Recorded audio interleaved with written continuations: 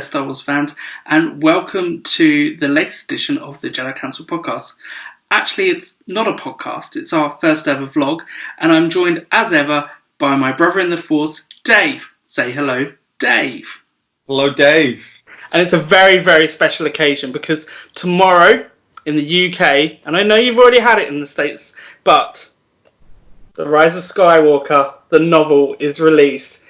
Very generously, we were given advanced copies by Del Rey, and today Dave and I are just going to briefly talk very, very top level about what we thought about the book. So Dave, let's start with you. You and I, skeptical, I think we can say, about this film. Yes. Do you think differently about it now you've read the book? Yes. Okay, so as you said, skeptical about the movie. I've seen the movie 3 times. Yep. I came out the first time, thought, good movie. It delivered a satisfactory conclusion to the trilogy for me. And that was my original feeling when I came out of the movie the first time. And then I went back to see it a couple of times after that. And I think over those additional viewings, I started to lose some of my affection for the movie. I felt that it perhaps undid what the 6 movies previously had done and the story that they'd set up. So when I knew that there was a novelisation coming out, I had an interest in it, but as you said, just a little bit sceptical about what the book would be like. That said, now I've read the book, I'm now looking forward to the Blu-ray edition of the film coming out, because I will watch the movie now with a very different perspective. I think that the book is brilliant. I think that sums it up for me. Yeah. It conveys so much that the movie didn't. Okay, so let's start with the fact then that we're both coming from the exact same position. I probably have been the most outspoken critic of the film, alongside you recently, Dave. But what this book did for me was it gave a sense of completion to many of the loose ends, which I didn't understand.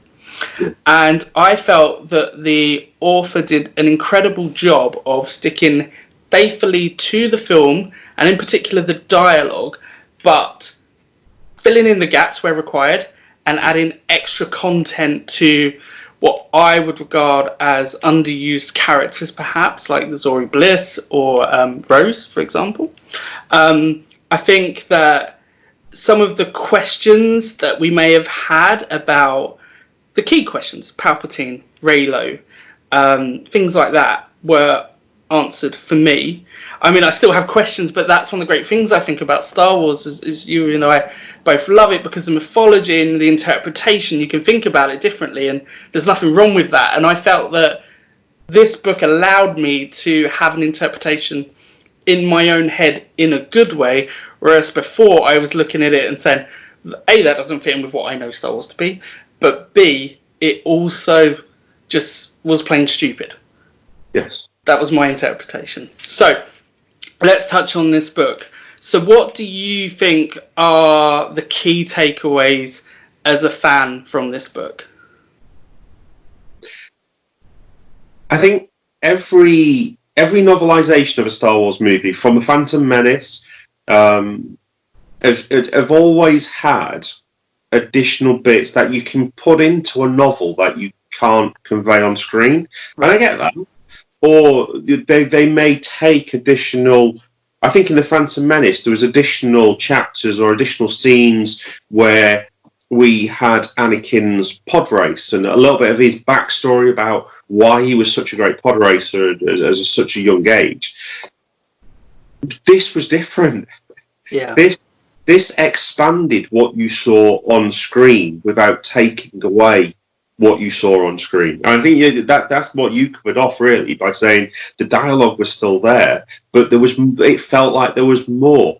It was more emotional for me. Yeah, me too. The book really conveyed a lot of the passion and the feeling of Star Wars characters, and made you tap into what was happening, because I think because we'd already seen the movie, the book, when you was reading the book, you could see the scene happening, you could see the characters, but because of the additional information in the book, it allowed you to engage more, and it felt warmer because of that. Ray Carson has done such a fantastic job on this. Such a fantastic job. Yeah, I agree. That's a really good point. And I think when I was reading it, I mean, some people don't have that imagination when they're reading a book to put the character into the situation. But I agree, because you've seen the film, you know what it looks like. But it meant that where you didn't know bits, you could imagine it with the faces of characters, with the backdrops. Everything was filled in. And it was almost to me that as we discussed before, if they'd taken an extra hour, made the book the film, I just feel like we wouldn't be having some of the discussions we've been having for the last 2-3 months. I agree. They should have made the film of the book rather than the book of the film. Yeah, which I think is just, it's classic in the way that Star Wars has been done with this relay approach to it. But I'm much more satisfied with the ending now because of the book, which is not the right way around, because a lot of people won't read the book. But let's not be negative. Let's stay on target into this. So someone like, for example, Princess Leia, right? When we see her in the film, they are obviously constrained by dialogue, previous filming, and we know that her daughter stepped in and sort of did the scenes that she was in, and some of them were cut, indeed, we now know. But for me, I felt Leia had a depth of character, as you said, akin more to the original trilogy than perhaps we'd seen at any point during the actual films. But I would say, even going as far as back as the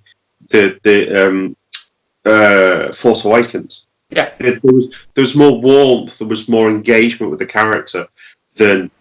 I'm trying to think who did the novelisation for the Force Awakens. I can't remember. I don't know, because the thing is, I think in many ways novelizations have never been as important as they are for this book.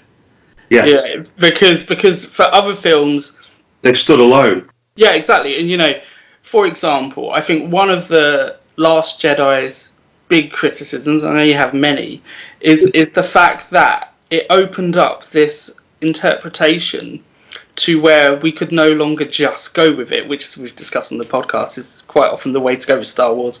We see a flaw, just go with it. Because there was so much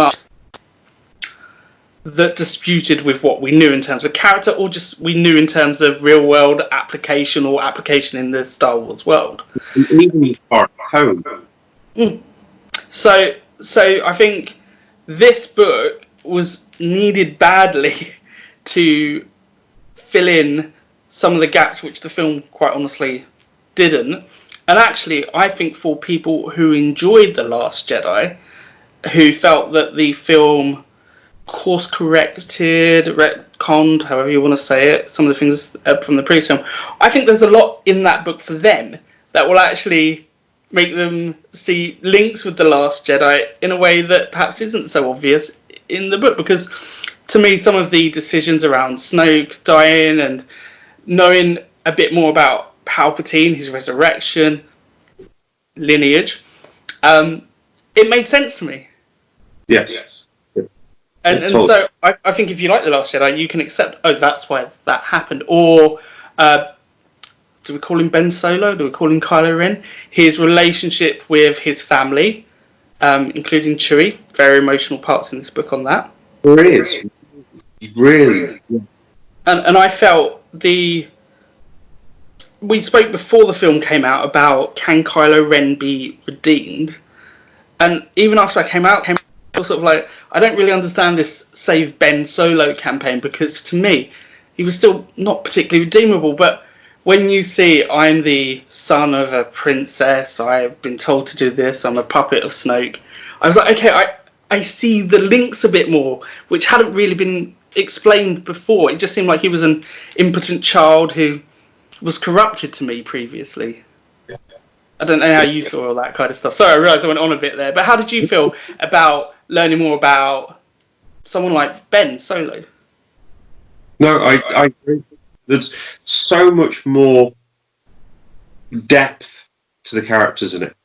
Well, Ben included, but also with even with, dare I say, the side characters such as Lando. There's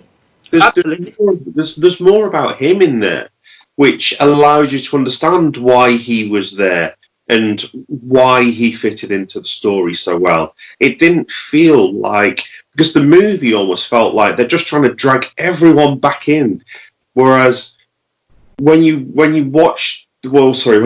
the book, there's a justified reason that Lando is where he is in the story. Yeah, and again, it's something that maybe they should have touched upon. This makes me wonder, and this is something that we have discussed as friends and as people interested in Star Wars. The delay of the novel, and I'm not certain we'll ever get an answer to this. I don't think they'll ever tell us whether this is true or not. But was the delay of the novel down to the fact that the people behind the movie came out of it feeling this doesn't answer the questions that we wanted it to, and now that we've seen it on the big screen and we're getting the feedback from fans, we're not certain that this is actually ticking all the boxes we need it to tick. And I think that's in part because the movie had to cover such a wide spread of things to tick all the boxes. And so I think bits of this book, it'd be interesting if we ever get a nod to this, bits of this book have been rewritten post the movie being released to try and tidy up some of the loose ends or some of the course correction that the movie had done but had failed to completely complete, if that makes sense. No, it makes complete sense. And then I took that away from reading it as well. And I'd go further. What I found infuriating, not to be a criticism of the book at all, actually, is that often it was only a sentence or two that was needed at the end of a piece of dialogue that made it make sense, if that makes sense. Because there were bits of it where, and I read it, it's not a long book, by the way, it's 250 pages. I mean, I think I read it in about 3.5 hours, if that. So in total, so it's really digestible, really easy to read for people who are thinking about it, but perhaps don't necessarily enjoy reading. But I was reading it at parts and thinking, that's been put in there. That, I could underline the words of thinking, that wasn't there. But it made it a better story, so I'm not complaining. No, definitely not. Definitely not. It is, as I said, it's a very fast-paced book. And again, I think because you've seen the movie, Ray Carson has not focused upon scene setting in quite the way that if there was a new novel and there wasn't a requirement, if this is a brand new novel and it wasn't linked to such an established story and it wasn't already a movie, you would get away, or you would have. Sorry, start again. I get what you're saying. I understand it. Yeah. Yeah, you would almost have to build more of the world or what is viewed and what have you. And because this is a movie that's a very well-known movie now, yeah, it means that Ray is dived straight into the story, and it makes the book very fast-paced and very action. And one thing that I did notice when I read the book, which is strange because I saw exactly the opposite in the film. The film, for me, jumps around a lot, or it feels like it jumps around a lot, because it's trying to cover so much ground. It's trying to, as we've said, it's trying to tick so many boxes. Whereas you read the book, and the book doesn't feel like it's jumping around. And I think that's because of what you said about the fact that there's almost like there's better connectors between the jumps between where it moves. Yeah. And it's those one or two sentences at the end of a scene which then connects it to the next scene. Yeah. So, I mean, for me, a perfect example of that, just to go into spoiler territory here, but one of my favourite parts was actually finding out where the Death Star crashed, why it was underwater for so long, how the crash, because it was such a big object, slightly moved I can't remember what the planet or moon it was called off the top of my head, moved it, therefore it changed the ecosystem, changed water levels, drained out, which is why you can see half of it, and it's in such a way. And I just thought to myself, well, the science matches up, and that's the exact sort of thing I was looking for in the film, and understanding as to how did it end up there. If you remember, I think it was one of my first questions on the original podcast after we watched it. Was like, how did it end there? Why didn't it disintegrate? What happened? Why is it in such good condition? Okay, it was underwater. Okay, I can accept that. Then we know it will be... Okay, right, okay. Yep, understand that. And I just thought it was a clever shift. And then it explains that planet is uninhabited. So that's why I suppose we can call them Force-sensitive stormtroopers, First Order troopers, took it to be their own planet and turned it into a place to live. Because no one would think anyone could live there, because according to charted maps, it's just water. Yeah. Clever. I like that. I like that kind of connected thinking that was perhaps something that I hadn't considered either, and so it was like a light bulb moment. Just go, yeah, great. I don't know if you had ever moments like that in the book where you kind of thought, yeah, great. There were. For me, again, it goes back to these Force-sensitive, or specifically Jania. At the very end of the movie, you have the look that passes between Jania and Lando. We all commented at the time that it just felt a little bit cringy as a look. Yeah. She's young enough to be his daughter. Yeah. And we've all said that Lando has this reputation with women, and it just felt a little bit off. And then it's been confirmed by comment. It's never been confirmed in publication or on film that the idea is that she is his actual daughter. What I preferred in the novel, though, was the fact that you'd already had the scene set in earlier in the book where it was about the fact that his daughter had been taken by the First Order, and he was still searching for whereabouts or for something to try and lead him to where she is. You then have the cut to the very end of the book, and rather than the slightly creepy old man grinning at a young girl scene, we had the girl saying what she had been ripped from and what she'd lost. And it was almost like a light bulb moment in his head to say, you know what, if it's happened to you, and I know it's happened to my daughter, it could have happened to other people, we will find your family, and we will also find other stormtroopers. Yeah. And it isn't, again, it doesn't necessarily link to the fact that she's his daughter. So it provides that little bit of distance, which is always one of the problems of Star Wars, that everybody's related to everybody else. Yeah. It allows you to try and distance that in a comfortable way. Yeah. I want to talk about Reylo, actually, but despite all coronavirus advice, I went and saw William Shatner the other night. One-man show, watched Star Trek II, Wrath of Khan, and then he spoke about it. And I found it really, really interesting because he spoke about how if Star Wars hadn't existed, Star Trek would never have gone any further. And I think that's quite a well-known fact anyway, because Paramount were trying to find their Star Wars. Yeah. But the point that he made that really I found interesting was that he said Star Trek, the motion picture, huge budget, massive director was involved, expectation, absolutely flopped. Yeah. And he said the reason was because they tried to make a Star Trek film but high budget. So in the second film, The Wrath of Khan, they actually brought a TV crew in to make it. And so because Star Trek TV show TV crew, and so I wonder if in a way Star Wars in recent times where it's become so big and has tried to do so much, almost needed that TV approach, because obviously the Russo brothers did Endgame. They came from TV. Yeah. J.J. Abrams was from TV, but big director.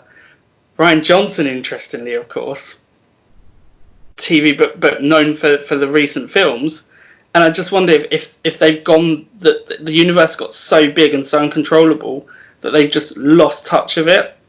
And like the writers couldn't even remember what's happened in places anymore. And so at the end of it, where you sit down, you suddenly go, this actually doesn't work. It worked because there was no focus group testing for this film, because they were doing it so quickly. And so at the end, I just feel like the episodic nature of 3 films becoming 6, becoming 9, became too big in the end. Yeah. And Ray Carson has done what Lucasfilm couldn't. She's tied together the films much better, and because there's callbacks to the Clone Wars in it. Mm. There's callbacks to the original trilogy in it. Yeah. And that was missing in the movie, because the movie purely focused upon this trilogy. Yeah. It didn't look back far enough, considering it was trying to tie up a 9-movie story arc. It only looked within its own set of films. It didn't look to the entire 9 stories.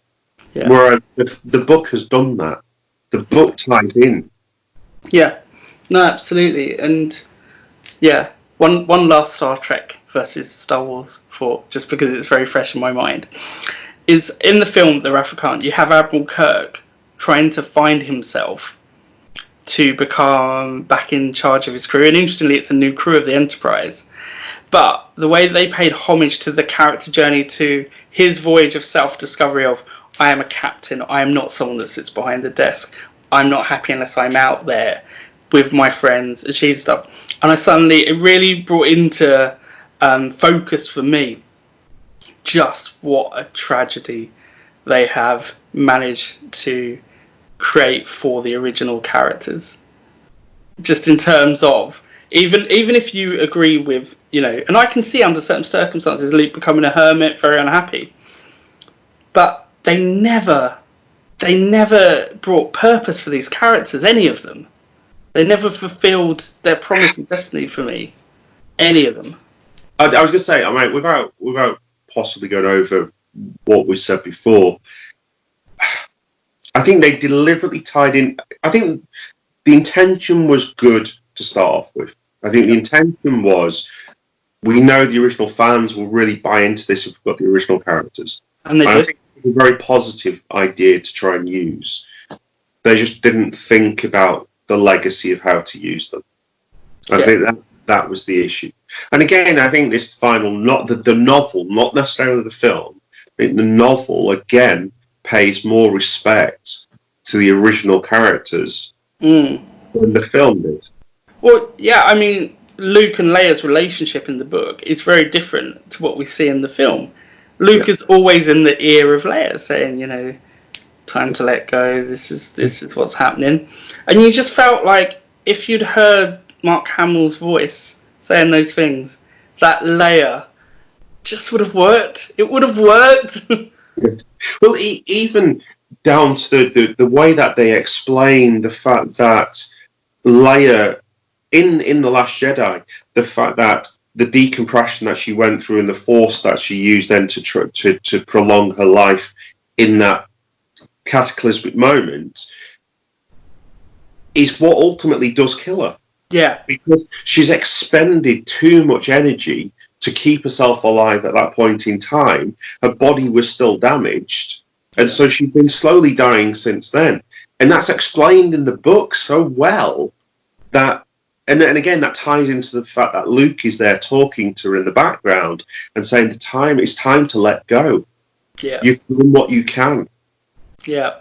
So I want to keep this light because we're going to go into excruciating level of detail on a podcast about this.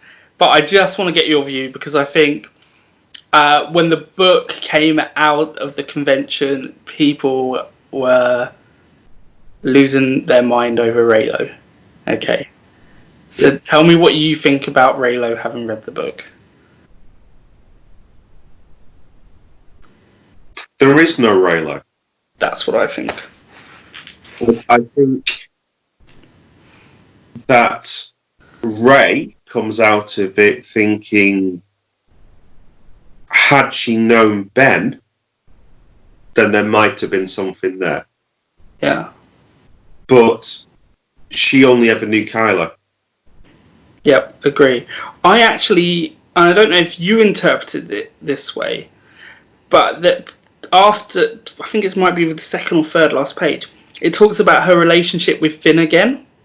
Yes. They're hugging, and I took that to mean that was the key romantic relationship still, the one which, they'd found each other at the start, and that's how I thought that book made it, was that actually the relationship that I kind of envisaged from the start.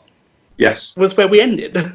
Yes. I don't know what you thought about that. No, definitely. And especially now that they both, because the book makes it a lot more apparent that he is force sensitive, which is what we already knew, which is what we had coming out of the film.